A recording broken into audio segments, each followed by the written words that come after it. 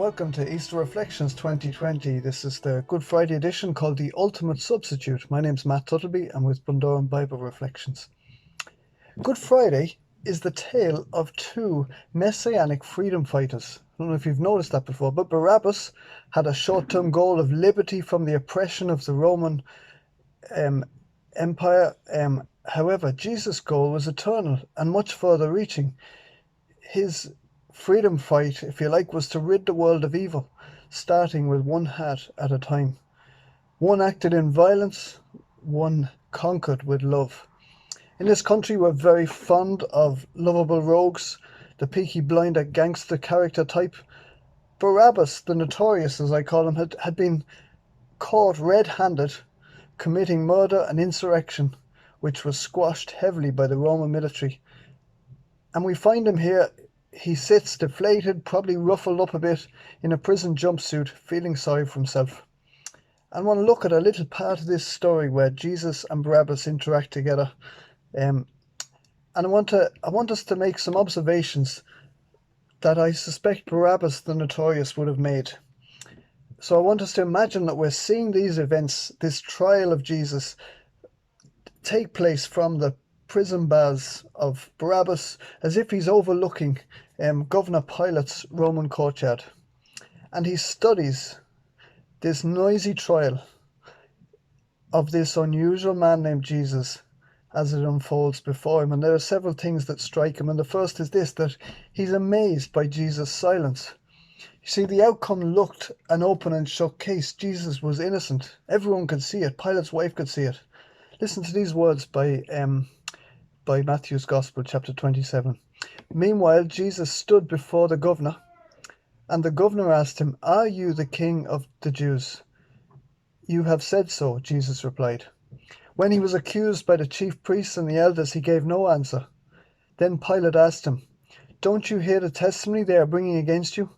But Jesus made no reply, not even to a single charge, to the great amazement of the governor. And Barabbas is sitting there, I'm sure, thinking, why didn't Jesus stand up for himself? It was almost as if he was laying down his life deliberately. You see, Jesus was very different from any prisoner that Barabbas had encountered before. Another thing Barabbas would have noticed is he was surprised, I suspect, by Pilate's weakness.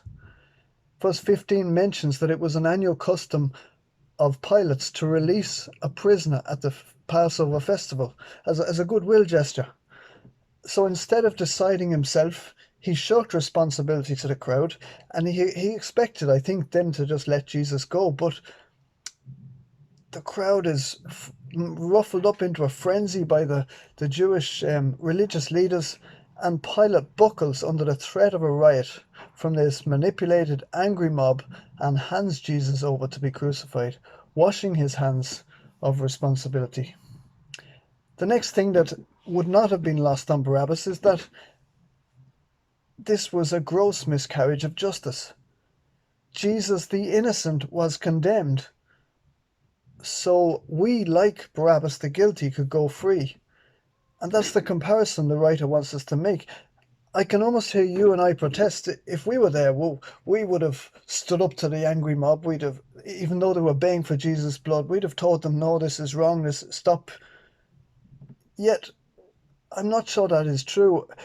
We all rebel against God having kingship over our lives. We all run our own revolution of self. What would it look like if you and I always got what we deserved? We may not be as bad as Barabbas, but we're all guilty before a holy God. If justice prevailed, if we'd to pay for our own sins, we would be separated from God forever. See, God's holiness sets a standard too high. God's justice demanded a payment that we simply can't pay. But God's love and mercy provided a sacrifice so we could have peace with God. It's one life for another. Jesus' blood spilt for our freedom. And then finally what you see with Barabbas is he would have been shocked by his undeserved freedom. You can see, can't you, this smile slowly surfacing on the face of Barabbas as he watched the crowd turn against the unflappable Jesus. Barabbas watches as Jesus is hauled away to be flogged and hung on a cross of crucifixion, but it was on the cross that had been prepared for him.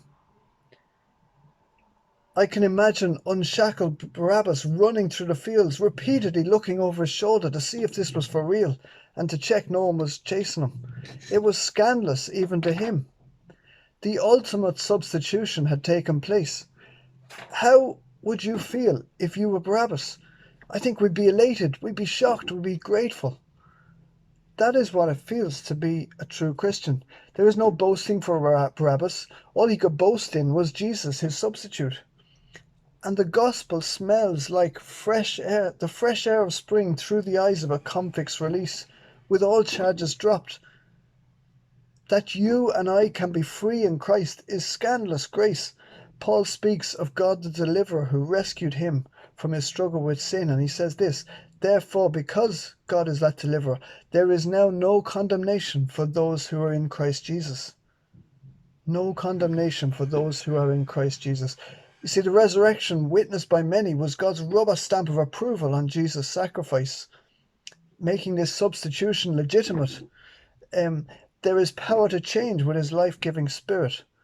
And the challenge and the encouragement that I would have for you today, this Good Friday in 2020, is: will you place your life in the hands of Christ and step into a radically new, fresh life with Jesus as your King? May God bless you this Easter weekend.